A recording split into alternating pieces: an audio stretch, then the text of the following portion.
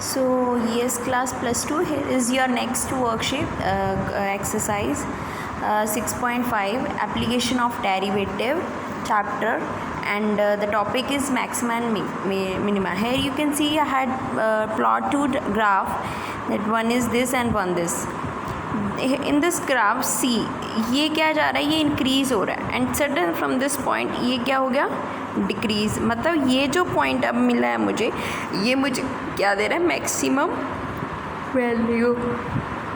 ठीक है, और यहाँ पे मैंने जो लाइन ड्रॉ की है ये हमें क्या मिल रहा है, मैक्सिमम पॉइंट. ठीक है, तो ये जो मैक्सिमम वैल्यू वो मुझे y दे रहा है, और ये वैल्यू मुझे क्या दे रहा है, x दे रहा है. ठीक है, एंड y हम जब f(x) को पुट कर लेंगे तो हम find the value of y भी पुट कर सकते हैं. And similarly in this case यहाँ पे डिक्रीजिंग हो रही है, एंड यहाँ से ये क्या हो गया, पॉजिटिव. तो ये जो डिक्रीजिंग हुई यहाँ पे, मतलब ये लास्ट एक पॉइंट आया जो मेरा मिनिमम पॉइंट होगा, ये x का मिनिमम पॉइंट है, और यहाँ से मुझे मिनिमम वैल्यू मिल रही है y की.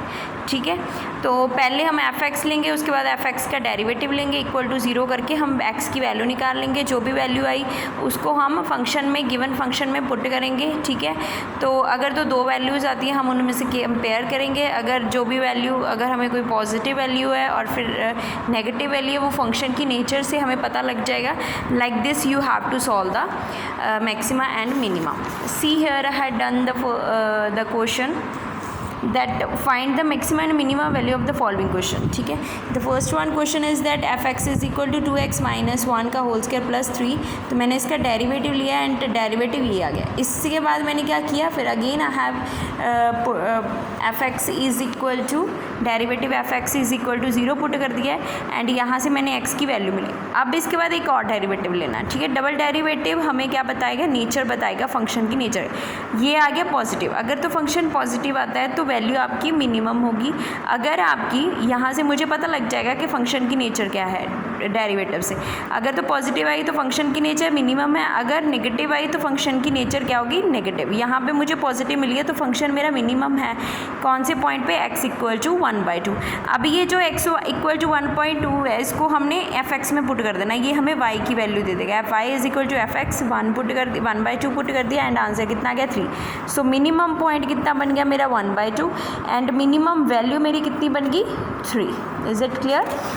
Now see the next one part, B part. यहाँ पे फिर मैंने f(x) का डेरिवेटिव लिया, इक्वल टू 0 पुट कर दिया. इक्वल टू 0 पुट के मेरे पास x की वैल्यू आ गई -2/3. अब फिर से मैंने f(x) इसी का डेरिवेटिव दोबारा ले लिया, सेकंड डेरिवेटिव टेस्ट लगाया, तो आंसर कितना आ गया, 18. पॉजिटिव आ गया अगेन. तो इट मीन्स कोई भी मैक्सिमम वैल्यू नहीं है, मिनिमम वैल्यू मिली है मुझे किस पे, -2/3 पे.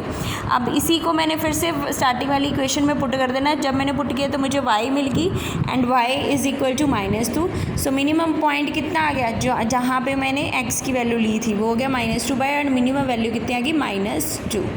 ठीक है, and see the second one question. कहते find the maximum and minimum value. ठीक है, यहाँ पे ये सारे क्वेश्चंस क्या है, मॉडुलस है. मॉडुलस को का एक मैं आपको टिप्स दे देती हूँ कि मॉडुलस जो हमेशा ग्रेटर दैन इक्वल टू 0 की ही होता है, तो इसलिए मैंने इसको ग्रेटर दैन इक्वल टू 0 किया.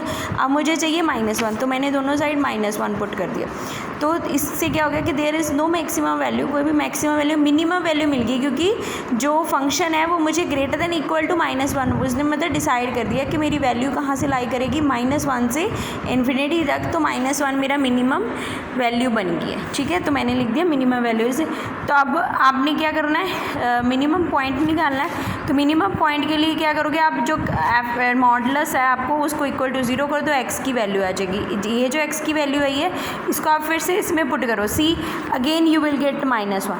तो मिनिमम वैल्यू भी आ गया, मिनिमम पॉइंट भी आ गया. See again the next one question, g(x) आपको दिया है, फिर मैंने उसका ग्रेटर देन इक्वल टू 0 किया. अब इसके आगे माइनस है, जैसे ही माइनस आया साइन चेंज हो गया. ठीक है, तो साइन चेंज हो गया, उसके बाद मुझे +3 चाहिए था, दोनों साइड +3. अब वो कह रहे हैं जो फंक्शन है वो लेस देन इक्वल टू 3 है, तो मतलब जो आपकी वैल्यू है -∞ तो 3 से लाई कर रही है. मतलब उसने अपनी, इसकी मिनिमम वैल्यू नहीं है बट मैक्सिमम दे दी है, ग्रेटर देन लेस देन 3, मतलब 3 he is the last the maximum value. तो मैंने लिख दिया 3. अब मैंने क्या किया, फिर से जो मैंने मॉडुलस था इक्वल टू 0 कर दिया, x की वैल्यू होगी -1. इसको मैंने गिवन फंक्शन में पुट कर दिया तो मुझे मिनिमम वैल्यू मिल गई है. ठीक है। तो मिनिमम पॉइंट मैक्सिमम पॉइंट मेरा क्या आ गया -1 एंड मिनिमम मैक्सिमम वैल्यू मेरी कितनी आ गई 3। Now see the question number 3 local maximum and minima. यहाँ पे क्या है, पहले फर्स्ट डेरिवेटिव लो, सेकंड डेरिवेटिव दो, फिर से पॉजिटिव, अगर नेगेटिव आता है तो आपको पता लग जाएगा नेचर कौन सी है। फिर मैंने इक्वल टू 0 की एक्स की वैल्यू आगे कहते हैं as double derivative is positive then given function has a minimum value and no maximum value.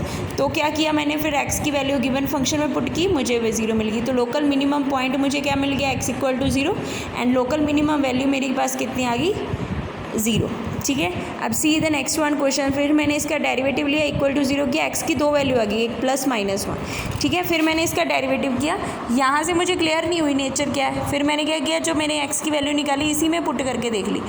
इसमें पहली 1 पुट की तो मुझे मिनिमा मिल गया एंड नेगेटिव पुट किया तो मैक्सिमम मिल गया। अब मिनिमम पॉइंट निकालो, जब मैंने इसको गिवन फंक्शन में पुट किया तो मिनिमम वैल्यू मेरे पास -1 आ गई एंड लोकल मिनिमम पॉइंट मेरा क्या हो गया -1 एंड लोकल मैक्सिमम पॉइंट कितना हो गया -1। जब इसको मैंने गिवन फंक्शन में पुट किया तो मेरे पास लोकल मैक्सिमा वैल्यू भी आ गई।